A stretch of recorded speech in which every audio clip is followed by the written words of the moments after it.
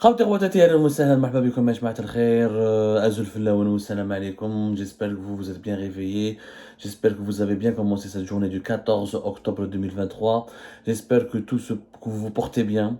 J'espère que tout se passe bien chez vous en tout cas. حنا نهضروا اليوم على Vous avez certainement suivi ce que nous avions dit hier. Beaucoup d'entre vous, en tout cas, ont partagé nos émissions, nos contenus hier, où nous avions commencé d'analyser les nouveaux décrets présidentiels signés par Abdelmajid Tebboune. Alors, le 9 octobre 2023, Abdelmajid Tebboune a signé un certain nombre de décrets qui nomment certains de ce qu'il a. Il a limogé 3 ou 4 de ses conseillers et la majorité des autres conseillers qui composent son entourage au niveau du palais présidentiel d'El Mouradia ont été conservés, mais ont été renommés.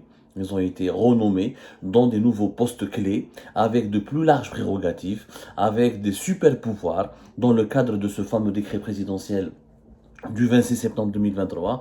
Comme nous l'avons expliqué hier dans le cas de Boualem Polem, ces nouvelles nominations sont tout simplement illégales et immorales. Pourquoi? Parce que la première fois dans l'histoire de l'Algérie, des conseillers, qui sont des postes, encore une fois, des mandats et des postes et des emplois qui ne sont pas prévus dans la constitution algérienne, qui ne sont pas encadrés par la constitution algérienne, qui ne sont pas dans les missions et les fonctions ne sont pas clarifiées ni inscrites dans la constitution algérienne, les conseillers d'Abdelmajid Tebboune vont avoir des prérogatives et des super pouvoirs qui leur permettront de s'ingérer dans les affaires du gouvernement, de contrôler et de superviser les activités des services de sécurité, de se mêler de certains dossiers qui relèvent des compétences de dirigeants qui dans la fonction et les mandats sont précisés dans la constitution algérienne. Donc ils vont avoir des compétences et des pouvoirs constitutionnels, alors qu'au moment ils occupent un poste et une fonction non constitutionnelle. On est dans l'illégalité absolue. Jamais dans l'histoire des nations, dans les États modernes en tout cas, jamais un conseiller n'a dirigé un ministre, ou là un simple conseiller a dirigé, ou là s'est mêlé du travail des services de sécurité, où là un simple conseiller se mêle du travail et des activités du gouvernement en ce qui concerne des dossiers de relations internationales ou là des dossiers économiques internes. Le poste de conseiller, encore une fois, c'est un simple, il accompagne un chef d'État, un président de la République ou là un monarque, parce que même les rois ont des conseillers pour les orienter, pour les accompagner, pour leur proposer des solutions, pour faire leur agenda, améliorer leur agenda ou gérer leur agenda et leur proposer des analyses. C'est ça le rôle d'un conseiller. Abdelmajid Tebboune a créé une nouvelle catégorie de dirigeants. Ce sont les dirigeants de l'ombre qui étaient ses conseillers, qui les a élevés au rang de super gouvernement. En Algérie, maintenant, on a deux gouvernements. Le gouvernement qui est dirigé par le Premier ministre et un autre gouvernement qui est le véritable gouvernement parce que Abdelmajid Tebboune leur délègue des pouvoirs qui sont les siens, leur délègue des pouvoirs de contrôler les affaires de justice, certaines affaires économiques, de contrôler les enquêtes des services de sécurité. Donc un gouvernement parallèle qui est au palais présidentiel d'El Mouradia. C'est une configuration inédite, elle est dangereuse, elle est inquiétante et elle va avoir de graves conséquences sur la stabilité du pays. Parce que là, nous sommes en train de diviser l'État algérien, on a créé un État au sein de l'État, et un État, l'État profond qui était invisible est devenu aujourd'hui visible et s'assume. Il a des super pouvoirs par décret présidentiel. Et donc les gens qui sont dans l'ombre peuvent agir, exercer une emprise totale et immorale sur les institutions de l'État sans que personne ne puisse le contester ou leur dire non, puisqu'ils ont le feu vert et ils ont un pouvoir, ils ont une décision, un décret signé par Abdelmajid Tebboune qui leur offre toutes ces nouvelles prérogatives. البارح هضرنا على بوالان بولام وتكلمنا عليه وفهمنا en quoi c'est dangereux, que Boualem Boualem va devenir un patron déguisé des services secrets et des services de sécurité alors qu'il est un simple conseiller.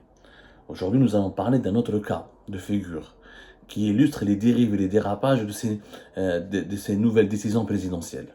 Kamel Rizk, l'ex-ministre du Commerce, qui était simple conseiller à la présidence, est aujourd'hui devenu, par le biais, travers le décret présidentiel du 9 octobre 2023 signé par Abdelmajid Tebboune, il est devenu chargé du conseiller à la présidence, chargé du commerce, approvisionnement, contrôle, importation et exportation. Kamel Rizk a toutes ces missions. C'est du jamais vu dans l'histoire du pays, encore une fois, comment un conseiller de la présidence peut être chargé de la question du contrôle, des importations et exportations et du commerce et de l'approvisionnement. Ça, c'est des missions qui reviennent encore une fois au ministre du Commerce, aux membres du gouvernement, au gouvernement. La constitution algérienne, elle est encore une fois claire. C'est un ministre, c'est au Premier ministre de diriger les affaires de l'État et les affaires publiques et de veiller sur la gestion de certains dossiers qui impactent la population algérienne. Comment donc, quel est le véritable ministre du Commerce en Algérie? Est-ce que c'est celui Zitouni Hada qui est l'actuel ministre du Commerce qui est membre du gouvernement de Ayman Ben Abdelrahman, ou la Kamal Rizzik qui est chargé par Abdelmajid Tebboune des questions d'approvisionnement, de contrôle, d'importation. Toutes les missions du ministère du Commerce ont été gardées par Kamal Rizzik. Sur Kamal Rizzik, il a perdu le titre de ministre, mais il a gardé les pouvoirs, les prérogatives du ministre du Commerce, juste parce que maintenant, il a quitté le ministère du Commerce pour travailler au niveau de la présidence.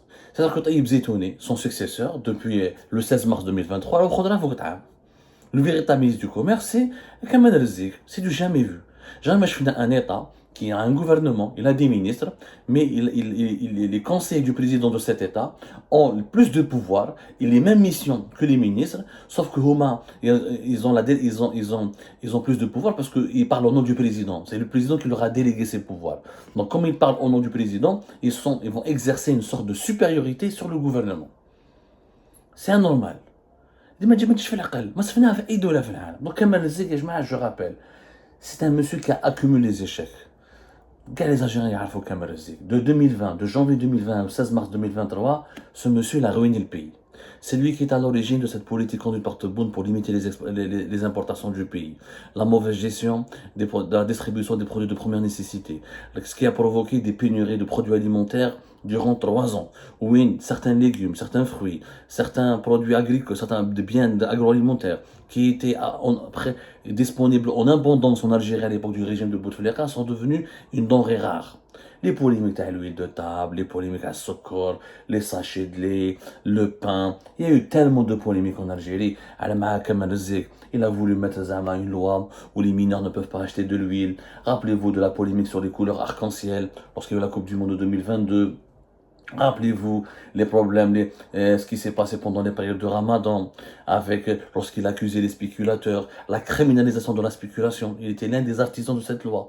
En décembre 2021, oui, pour stocker un commerçant, pour avoir stocké de façon un peu jugée longue ou excessive par les services de sécurité certains biens agricoles ou les biens de consommation, ils peuvent être accusés de spéculation et de vouloir d'orchestrer une tentative de provoquer une pénurie sur les marchés pour dérégler artificiellement les prix, et ils peuvent être arrêtés, présentés devant des juges, ils peuvent être jugés et empocher des peines de 30 ans de prison ferme.